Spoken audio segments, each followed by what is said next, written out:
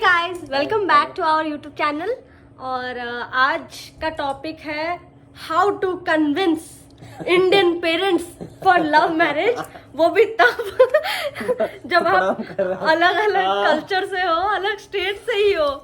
तो how to convince मैं जब ये बोल रही हूँ ना, मेरे को वो नवाजुद्दीन वाला वो है ना, एक वो थप्पड़ थप्पड़ थप्पड़ आता रहता है तो वही हमारे दिमाग में चल रहा होता है। ऐसा ऐसा ऐसा वाला। चलिए नेक्स्ट। हाँ। तो उस चीज पे हम बात करेंगे। बहुत सारे लोग हमसे पूछते हैं आपने कैसे कन्विंस कर लिया, मान कैसे गए आपके पेरेंट्स, कैसे माने बताओ। मैं वैसे बेगूसराय बिहार से हूँ और गांव का नाम चाक है। और पिन कोड भी बता दीजिए। नहीं, कास्ट बता दे रहे इसलिए क्योंकि वो मैं बता रही हूँ। Dhananjay belongs to Bhumihar community और मैं पंडित हूँ। तो ऐसे तो उड़ीसा में ये भी ब्राह्मण में ही आते हैं, उन्हें हड़ुआ ब्राह्मण कहते हैं। मतलब ऐसे ब्राह्मण जो लोग फार्मिंग कम्युनिटी के हैं, ऐसे ब्राह्मण।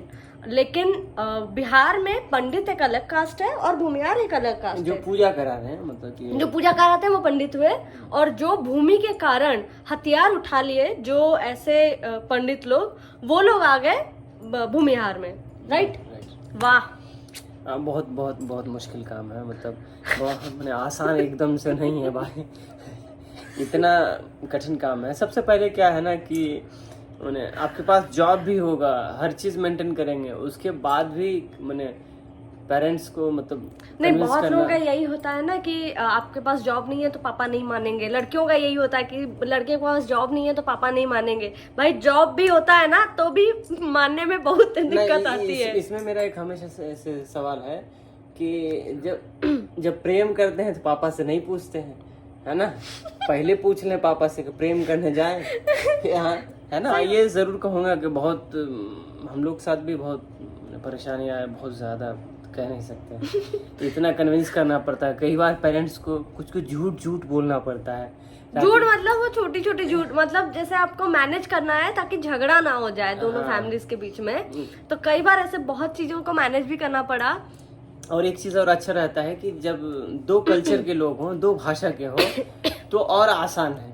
इनका भाषा उनको समझ नहीं आना, उनका भाषा इनको नहीं समझ आना, उधर थोड़ा सा झूठ इधर बोल दीजिए, इधर वाला थोड़ा झूठ। अरे नहीं, वो आपको थोड़ी ऐसे बोल रहे थे। नहीं, वो तो ऐसे बोल रहे थे। तो इस तरह से भी हम लोगों को करना पड़ा है। हम झूठ नहीं बोलेंगे, हम यहाँ पे आज कन्फेस करें। पता नहीं आप फैमिली वाले अगर वीडियो देख लिए तो पता नहीं क्या ही सोच लेंगे। हमारी सोसाइटी में आप ऐसे लिव इन में रहेंगे तो बहुत सारे लोगों को वो सही नहीं दिखेगा। खासकर आप अगर किसी ऐसे तरह के जॉब में है जहाँ आपसे सोसाइटी के सारे नॉर्म्स भी एक्सपेक्ट किए जाएंगे, तो मुझे लगता है कि शादी कर लेना चाहिए। अगर पता ही है कि इस इंसान के अलावा हम किसी और के साथ रहेंगे ही नहीं, तो शादी कर लेना चाहिए। क्या कहते हैं? एकदम। शादी करके धनंजय कुमार, आपका क्या एक्सपीरियंस है? क्या लगता है आपको, शादी करना चाहिए कि नहीं करना चाहिए? एकदम कर लेना चाहिए। शादी में तो कोई इश्यू नहीं है ना? तो मेरे में इशू है। नहीं, आप में भी इश्यू नहीं है। जैसे धनंजय मेरे पेरेंट्स को कैसे मनाए तो वो धनंजय ही बताएंगे। तो आप अगर लड़के हो और आपको अपनी गर्लफ्रेंड के पेरेंट्स को मनाना है तो वो पेश है लवगुरु धनंजय। नहीं, ऐसा कुछ नहीं। कि अगर ऐसा बात करना हो, मनाना हो पेरेंट्स को, तो सबसे पहले लड़की के माँ से बात करें। हाँ, जैसे ही धनंजय मैंने भी वही किया था। पहले मेरी मम्मी से बात किया और मम्मी वैसे बिहेवियर से खुश तो थी, लेकिन बस वही होता ना, सोसाइटी का डर भी रहता है कि कैसे मानेंगे, क्या हो जाएगा। आजकल में भी ये है कि 4 लोग क्या कहेंगे उसको सब लोग सोचते हैं। ये बात तो है, लेकिन सासू माँ से मतलब बातचीत बहुत हुआ, बहुत कई बार। मैंने हर बार ये उनको कन्विंस करना पड़ा कि नहीं, मैं सबसे सटीक हूँ मैं तो एकदम। अगर आप जमाई ढूंढ रहे हैं मार्केट में तो मेरे से बेहतर नहीं मिल सकता, ये प्रूव है ना? ये प्रूव करना पड़ा कई बार बातचीत में भी, है ना? वैसा कुछ नहीं है, मतलब बातचीत कई बार करने के बाद हमेशा उनको ये कंसर्न देना पड़ा कि मैं आपकी बेटी को बहुत अच्छे तरीके से रख सकता हूँ। ये तो बहुत जरूरी है। मुझे ना पता है कि ये मुझे अच्छे से रखेंगे, लेकिन ये चीज पेरेंट्स को कैसे कन्विंस करा है, तो धनंजय ने काफी मतलब कन्विंस करा मेरे मम्मी को, मेरे पापा को, और मैंने भी काफी कन्विंस किया। कि वही चीज धनंजय की ही सारी चीजें, हाँ आपकी बात अलग अलग नहीं होनी चाहिए, बात आपके एक ही लाइन में हो। जैसा धनंजय बोल रहे हैं वैसा ही मैं भी बोली कि ऐसा करेंगे वैसा करेंगे और हम अच्छे से रहेंगे। बहुत ये सबसे बड़ा सवाल था ना कि हम लॉन्ग डिस्टेंस मैरिज कैसे मैनेज करेंगे, मुझे ज़रूरत पड़ेगी तो वो होंगे ही नहीं, और ऐसा चीज़। तो हम अगर सोचे आर्मी वालों का, उनके हस्बैंड्स बहुत दूर में पोस्टेड रहते हैं और कई बार वो अपने वाइफ या फैमिली वालों को ले नहीं पाते हैं, कई बार इस रीजन से कि वहाँ पे जहाँ उनकी पोस्टिंग है वहाँ एजुकेशन अच्छा नहीं है, तो जहाँ ऑलरेडी है वहाँ एजुकेशन अच्छा है, या ससुराल में या मायके में वहाँ एजुकेशन अच्छा है तो वहाँ रह रहे हैं। ज्यादातर तो वो लोग फैमिली को घर पे गांव में या ऐसे ही छोड़ के जाते हैं। पहले तो चिट्ठियां लिखते हैं, साल भर कभी कभी नहीं आते हैं अगर टेंशन बढ़ गया है। अभी तो फोन आ गया है तो इसलिए थोड़ा आसान हो गया। अगर लोग मैनेज कर ले रहे हैं तो फिर क्या ही है, हम लॉन्ग डिस्टेंस, और ऊपर से इतना भी लॉन्ग डिस्टेंस नहीं है। आपको कितना टाइम लगता है? 7 से 8 घंटा। 7 से 8 घंटा भाई ये तो मैनेजेबल ही है। हर वीकेंड भी चाहे तो आ सकते हैं। वैसे मैं मतलब हम लोगों को ही उतना टाइम नहीं मिलता है कि हर वीकेंड हम टाइम भी स्पेंड कर पाए, क्योंकि दोनों की ड्यूटीज रहती हैं बहुत ज़्यादा।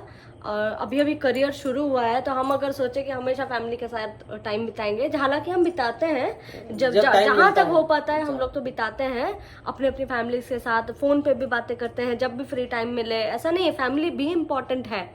तो हाउ डिड वी कन्विंस, तो ये एक चीज़ हुआ। और इनके फैमिली में तो शायद मैं काफ़ी टाइम से बात कर रही हूँ, सबको जाना, कई बार गलत डिसीजन होने का डर रहता है, तो मैंने इनके फैमिली में ऑलमोस्ट सबसे बात किया है फ़ोन पे ही। पर रेगुलर बात करने पे फिर आप पहचान लेते हैं कि फैमिली कैसी होगी या क्या है, क्योंकि स्टार्टिंग में ना सब लोग जब बात करते हैं तो बड़ा अच्छा ही रहता है भाई। स्टार्टिंग में सब लोग अच्छा ही बात करते हैं। एक आध महीने बातचीत करने के बाद ना वो जो रियल एसेंस है ना वो दिखने लगता है। तो अगर कोई भी लड़के के फैमिली वालों से बात कर रही है शादी से पहले, मुझे लगता है डेफिनेटली करना चाहिए। और उसी से आप, क्योंकि ये इंडिया है, आप सिर्फ अपने पति के साथ नहीं रहने वाले हैं, आपको अल्टीमेटली उनकी फैमिली भी मैटर करने वाली है।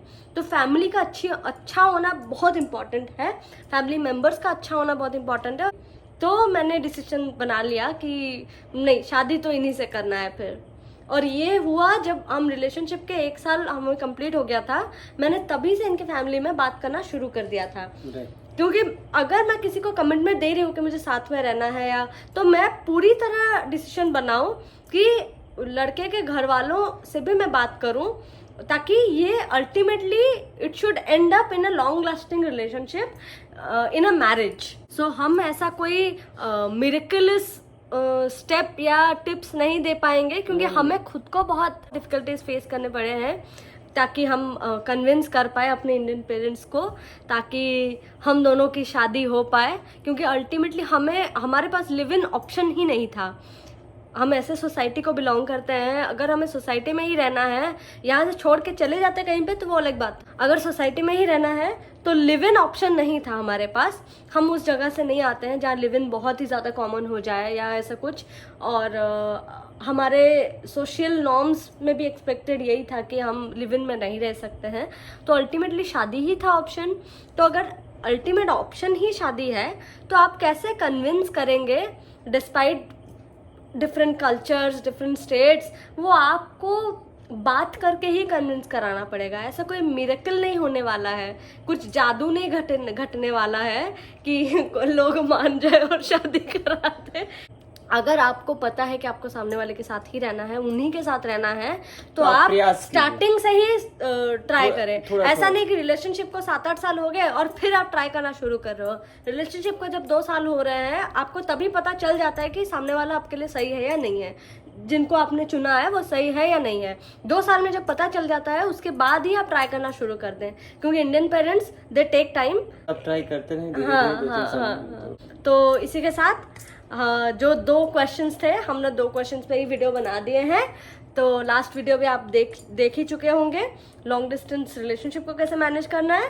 और ये वीडियो था कि डिफरेंट कल्चर्स के होते हुए भी हमने लव मैरिज के लिए कैसे कन्विंस किया। तो अगर आपको हमारे वीडियोस पसंद आ रहे हैं और आप अगर ऐसे टॉपिक्स पे और बात करना चाह रहे हैं, या कुछ क्लैरिटी चाहते हैं, या करियर रिलेटेड भी कुछ क्लैरिटी चाहते हैं, तो आप कमेंट्स में ज़रूर बताएं। हम लोग उस पर वीडियो बनाने की बहुत कोशिश करेंगे पूरी रिसर्च के साथ। इस टॉपिक को तो हमने जिया है, तो हमें कोई रिसर्च करने की ज़रूरत नहीं पड़ी है, लेकिन करियर रिलेटेड टॉपिक्स में हम सारे नोटिफिकेशंस पढ़ते हैं। और इसी के साथ do give a like, channel को सब्सक्राइब करें। बाय।